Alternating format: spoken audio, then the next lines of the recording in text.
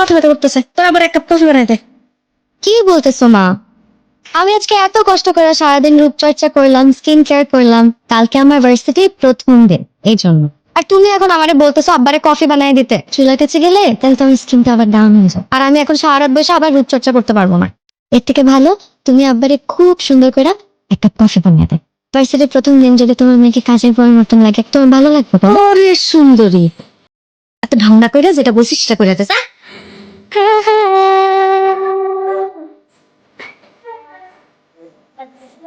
সব সময় আমার সাথে এমন হয়, তাই বলে আজকে হতে হবে?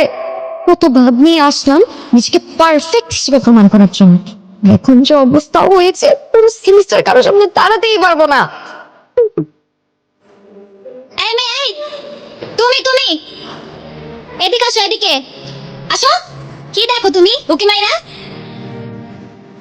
এই যে নাও লিপস্টিক, এটা সুন্দর মতো ঠোঁটে দিয়ে ওর গালে একটা চুমু দাও। কি হলো, কথা কানে যায় না? আমার বাবা কিন্তু পুলিশ। পুলিশ? মামুনি, এটা ইউনিভার্সিটি, এখানে পুলিশের ভয় দেখিয়ে কোনো লাভ নাই। যেটা বলছি ওইটা করো। এই চল, নাম কি? মানজান। যাও। এই শোনো, জি।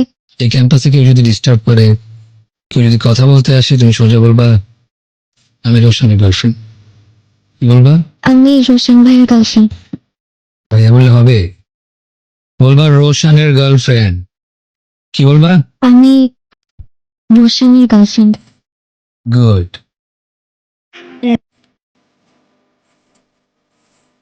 এই রায়হান ফোন দিচ্ছে, ফোন ধরস না কেন? ওরে নাকি বটতলায় আসতে বলছো? 2 ঘন্টা যাবত বেচারা এসে দাঁড়ায় আছে, যা গিয়ে দেখা কর। এটা মানুষ এত সুন্দর কিভাবে? যেমন সুন্দর নাক, তেমন সুন্দর চুল। ও, এই কারণে তুই ওর ফোন ধরতেছিস না? Decision fine. কিসের ডিসিশন? বিয়ে করলে মরেই গো। নাহিদ, হুম? তোমার কাছে গতকালকে কেমিস্ট্রি ক্লাসের নোটসগুলো আছে না? আমরা দুজন না ক্লাসটা মিস করেছি, নোটসগুলো কি দেওয়া যাবে? আমি তোমাকে ফটোকপি করে কালকে দিয়ে যাবো, রিটার্ন করে দিয়ে যাবো।